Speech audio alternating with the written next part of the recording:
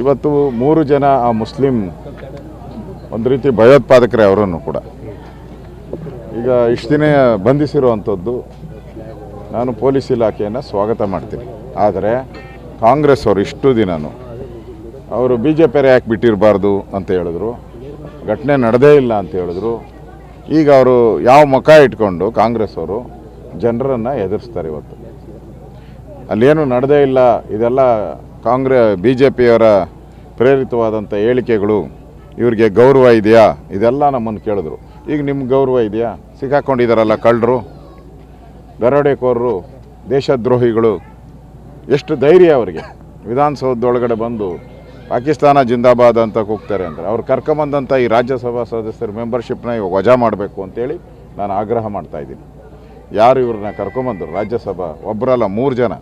ಇನ್ನೂ ಅದೆಷ್ಟು ಜನ ಜಿಂದಾಬಾದ್ಗೆ ಜೈ ಅಂತ ಹೋಗಿದ್ದಾರೆ, ಅದನ್ನೆಲ್ಲ ತೆಗಿಬೇಕು. ಒಬ್ಬರೇ ಹೋಗಿಲ್ಲ, ಸುಮಾರು 15 ಜನ ಇದಕ್ಕೆ ಜೈ ಅಂತ ಹೋಗಿದ್ದಾರೆ. ಅವ್ರನ್ನೂ ಕೂಡ ಬಂಧಿಸಬೇಕು. ಮತ್ತು ಆ ರಾಜ್ಯಸಭಾ ಸದಸ್ಯ ಯಾರಿದ್ದಾರೆ ಅವ್ರನ್ನ ಕಾಂಗ್ರೆಸ್ ಪಾರ್ಟಿಗೆ ಮಾನ ಮರ್ಯಾದೆ ಗೌರವ ಇದ್ದರೆ ಕಾಂಗ್ರೆಸ್ ಪಾರ್ಟಿಯಿಂದ ಅವ್ರನ್ನ ವಜಾ ಮಾಡಬೇಕು. ಅವ್ರಿಗೆ ರಾಜ್ಯಸಭಾ ಇಲ್ಲಿ ಅವರು ಈ ಥರ ಪಾಕಿಸ್ತಾನ ಅಂತ ಜಿಂದಾಬಾದ್ ಅಂತ ಕರ್ಕೊಂಬಂದ ಮೇಲೆ ಅವ್ರಿಗೆ ಲೋಕಸಭೆಯಲ್ಲಿ ಕೂತ್ಕೊಳ್ಳೋಕ್ಕೆ ಏನು ಅಧಿಕಾರ ಇದೆ? ಹೋಗಿ ದೇಶದ ಪ್ರಮಾಣ ವಚನ ಸ್ವೀಕಾರ ಮಾಡಿ, ನಾನು ದೇಶದ ಸಂವಿಧಾನವನ್ನು, ದೇಶದ ಒಗ್ಗಟ್ಟನ್ನು ರಕ್ಷಣೆ ಮಾಡ್ತೀನಿ ಅಂತ ಹೇಳಿ ಇವತ್ತು ಅವ್ರನ್ನೆಲ್ಲ ಕರ್ಕೊಂಬಂದು ಧಿಕ್ಕಾರ ಒಂದು ರೀತಿ ಪಾಕಿಸ್ತಾನ ಜಿಂದಾಬಾದ್ಗೆ ಹೋಗಿ ಭಾರತದ ವಿರುದ್ಧವಾದಂಥ ಒಂದು ಹೇಳಿಕೆಯನ್ನು ಮಾಡಿ ಯಾವ ನೈತಿಕತೆ ಇದೆ ಅವ್ರಿಗೆ ಒಳಗಡೆ ಕೂತ್ಕೊಳ್ಳೋಕ್ಕೆ? ಅದರಿಂದ ಅವ್ರ ಮೆಂಬರ್ಶಿಪ್ಪನ್ನು ವಜಾ ಮಾಡಬೇಕು ಅಂಥೇಳಿ ನಾನು ಆಗ್ರಹವನ್ನು ಮಾಡ್ತಾಯಿದ್ದೀನಿ.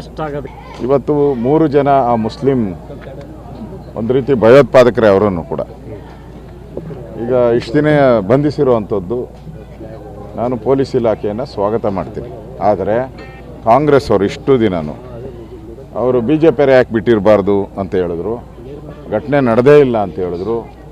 ಈಗ ಅವರು ಯಾವ ಮುಖ ಇಟ್ಕೊಂಡು ಕಾಂಗ್ರೆಸ್ ಅವರು ಜನರನ್ನು ಎದುರಿಸ್ತಾರೆ. ಇವತ್ತು ಅಲ್ಲೇನು ನಡೆದೇ ಇಲ್ಲ, ಇದೆಲ್ಲ BJPಯವರ ಪ್ರೇರಿತವಾದಂಥ ಹೇಳಿಕೆಗಳು, ಇವರಿಗೆ ಗೌರವ ಇದೆಯಾ, ಇದೆಲ್ಲ ನಮ್ಮನ್ನು ಕೇಳಿದ್ರು. ಈಗ ನಿಮ್ಗೆ ಗೌರವ ಇದೆಯಾ? ಸಿಕ್ಕಾಕೊಂಡಿದ್ದಾರಲ್ಲ ಕಳ್ಳರು, ದರೋಡೆಕೋರರು, ದೇಶದ್ರೋಹಿಗಳು, ಎಷ್ಟು ಧೈರ್ಯ ಅವರಿಗೆ ವಿಧಾನಸೌಧದೊಳಗಡೆ ಬಂದು ಪಾಕಿಸ್ತಾನ ಜಿಂದಾಬಾದ್ ಅಂತ ಕೂಗ್ತಾರೆ ಅಂದರೆ ಅವ್ರು ಕರ್ಕೊಂಬಂದಂಥ ಈ ರಾಜ್ಯಸಭಾ ಸದಸ್ಯರ ಮೆಂಬರ್ಶಿಪ್ನ ಇವಾಗ ವಜಾ ಮಾಡಬೇಕು ಅಂತೇಳಿ ನಾನು ಆಗ್ರಹ ಮಾಡ್ತಾಯಿದ್ದೀನಿ. ಯಾರು ಇವ್ರನ್ನ ಕರ್ಕೊಂಬಂದರು ರಾಜ್ಯಸಭಾ? ಒಬ್ಬರಲ್ಲ 3 ಜನ. ಇನ್ನೂ ಅದೆಷ್ಟು ಜನ ಜಿಂದಾಬಾದ್ಗೆ ಜೈ ಅಂತ ಹೋಗಿದ್ದಾರೆ, ಅದನ್ನೆಲ್ಲ ತೆಗಿಬೇಕು. ಒಬ್ಬರೇ ಹೋಗಿಲ್ಲ, ಸುಮಾರು 15 ಜನ ಇದಕ್ಕೆ ಜೈ ಅಂತ ಹೋಗಿದ್ದಾರೆ. ಅವ್ರನ್ನೂ ಕೂಡ ಬಂಧಿಸಬೇಕು. ಮತ್ತು ಆ ರಾಜ್ಯಸಭಾ ಸದಸ್ಯ ಯಾರಿದ್ದಾರೆ ಅವ್ರನ್ನ ಕಾಂಗ್ರೆಸ್ ಪಾರ್ಟಿಗೆ ಮಾನ ಮರ್ಯಾದೆ ಗೌರವ ಇದ್ದರೆ ಕಾಂಗ್ರೆಸ್ ಪಾರ್ಟಿಯಿಂದ ಅವ್ರನ್ನ ವಜಾ ಮಾಡಬೇಕು.